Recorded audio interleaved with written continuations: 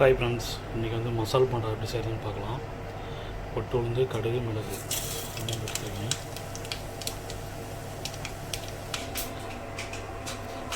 உருளைக்கிழங்கு நல்லா வேக வச்சு பிசைஞ்சு வச்சுருக்கேன். வெங்காயம் தேவைக்கான எடுத்துக்கோங்க. பச்சை மிளகா நறுக்கி பச்சை மிளகா போட்டுருக்கேன் பாருங்கள். நல்லா வணக்கிக்கலாம்.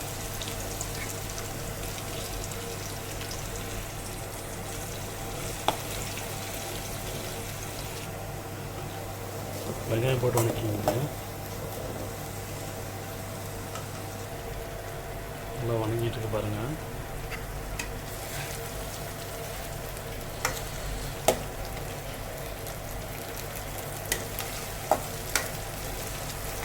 நம்ம உருளைக்கிழங்கு நசுக்கி வச்சதை போட்டுக்கலாம்.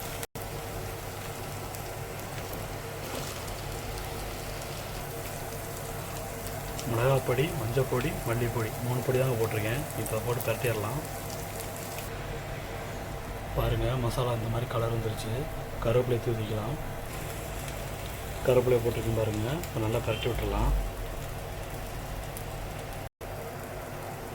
தேவையான அளவுக்கு உப்பு போட்டுக்கோங்க. இப்போ நல்லா பரட்டி விட்டுக்கலாம். பாருங்கள் ஃப்ரெண்ட்ஸ், இந்த மாதிரி உருண்டை பிடிச்சி வச்சுக்கோங்க. நான் மசாலா பரட்டி எடுத்து வச்சு நான் உருண்டை பிடிச்சி வச்சுருக்கேன். அடுத்து ஆயிலை ஊற்றி மசாலா கலக்கிக்கலாம். கடல மாவு பாருங்கள், ஆயில் ஊற்றிருக்கேன். ஆயில் நல்லா சூடேறிட்டுருக்கு. மசாலாவுக்கு போண்டா நல்லா கட்டி வச்சுருக்கேன். கடல மாவு கலக்கி வச்சுருக்கேன் பாருங்கள். இப்போ போண்டா ரெடி பண்ணிடலாம். போட்டுடலாம். பாருங்கள், இதில் போண்டா போட்டு வச்சுருக்கேன். மாவு பரட்டி அப்படியே எண்ணெயில் போட்ட வேண்டியதான். இது பச்சை மிளகா போண்டா போட்டிருக்கேன். காரச்சில்லி போண்டா, மசாலா போண்டா பாருங்கள். நல்லா எண்ணெயில் போட்டு எரிச்சு எடுத்து வச்சிட்டேன். எவ்வளோ பாருங்கள், நல்லா சாஃப்டாக இருக்குது. ஒன்றும் அவ்வளோ சாஃப்டாக இருக்குது.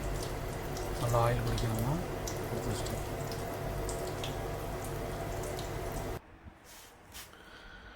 ஓகே ஃப்ரெண்ட்ஸ், அவ்வளோதான். பாருங்கள், போண்டா செஞ்சுட்டேன். போண்டாவோட சாஸ் வச்சு சாப்பிட போகிறேன். வேறு லெவலில் இருக்கும். இன்றைக்கி ஒரு பிடிச்சிட வேண்டியதான். ஓகே ஃப்ரெண்ட்ஸ், பாய். நாளைக்கு ஒரு வீடியோவில் பார்ப்போம்.